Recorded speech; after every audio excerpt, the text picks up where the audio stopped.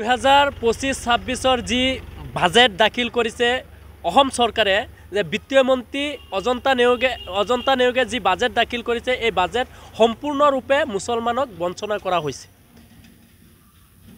চৰ চাপৰি অঞ্চলত প্ৰায় 45 বছৰ ধৰি ছাত্ৰ ছাত্ৰীয়ে মেডিকেলৰ 4টা সিট বুক কৰি আছিল, কিন্তু এইবেলি অসম চৰকাৰে এই 4টা মেডিকেলৰ সিট কৰ্তন কৰি মুছলমানৰ লগত গুৰ অন্যায় কৰিছে।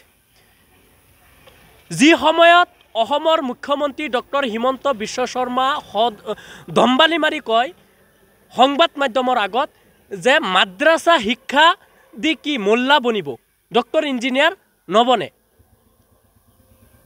তেনেস্থলত এই সামান্য 4টা সিট কৰ্তন কৰাটো অসমৰ মুখ্যমন্ত্ৰী ডাঙৰীয়া সাম্প্ৰদায়িকতাৰ নিদৰ্শন দাঙি ধৰিছে।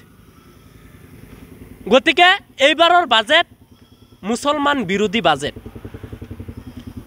যে অসম চৰ চাপৰি অঞ্চলত প্ৰায় 30 লাখৰ অধিক মানুহে বসবাস কৰে। তেওঁলোকৰ কল্যাণৰ ভাৱে কোনো ধৰণৰ পুঁজি আবণ্টন দিয়া নাই, কোনো ধৰণৰ আঁচনি এই বাজেটত নাই।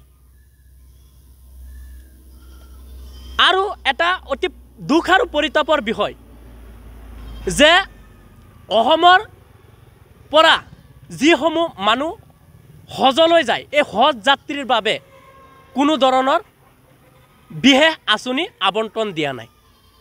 গতিকে ইয়াৰ পৰা স্পষ্টভাৱে বুজা যায় অসমৰ মুখ্যমন্ত্ৰী ডাঙৰীয়া যে মুছলমান বিৰোধী। এই বাজেটৰ পৰা আমি ইয়াক কৰিব পাৰোঁ যে গতিকে আৰু এটা আমাৰ অসম চৰকাৰলৈ প্ৰশ্ন যে চৰ চাপৰি অঞ্চলৰ শিক্ষাৰ্থীসকলৰ লগত অন্যায় কৰিছে আৰু চৰ চাপৰি শিক্ষাৰ্থীক অৱহেলিত কৰিছে। যে এই চৰ চাপৰি অঞ্চলত প্ৰায় 30 লাখ মানুহে বসবাস কৰে। এইখিনি মানুহ কি অসমৰ বাসিন্দা নহয় নেকি? এই চৰ চাপৰি ছাত্ৰ ছাত্ৰীসকলৰ কি ডক্টৰ ইঞ্জিনিয়াৰ হোৱাৰ অধিকাৰ নাই নেকি?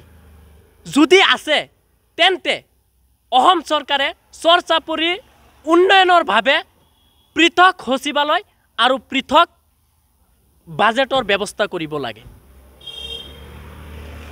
এতিয়া আমাৰ অসম চৰকাৰলৈ পুনৰ প্ৰশ্ন যে এইবাৰ বাজেটত চৰ চাপৰি ছাত্ৰ ছাত্ৰীৰ লগত গুৰ অন্যায় কৰাৰ লগতে আৰু এই চৰ চাপৰি ছাত্ৰ ছাত্ৰীৰ উত্তৰণ হোৱাটো অসম চৰকাৰে নিবিচাৰে। যদি বিচাৰিলেহেঁতেন তেনেহ'লে অসম চৰকাৰৰ যিটো শ্লোগান আছে, বিজেপি চৰকাৰৰ যিটো শ্লোগান আছে সবকা সাথ সবকা বিকাশ সবকা বিশ্বাস, এই শ্লোগানৰ লগত কোনো ধৰণৰ মিল নাই। গতিকে আমি ইয়াৰ পৰা বুজিব পাৰোঁ যে চৰ চাপৰিত বাবে অসম চৰকাৰ চৰ চাপৰিৰ বাবে এই বিজেপি চৰকাৰ কোনো ধৰণৰ উন্নয়নমূলক কাম নকৰে বুলি স্পষ্টভাৱে এই বাজেটত দাখিল কৰিছে।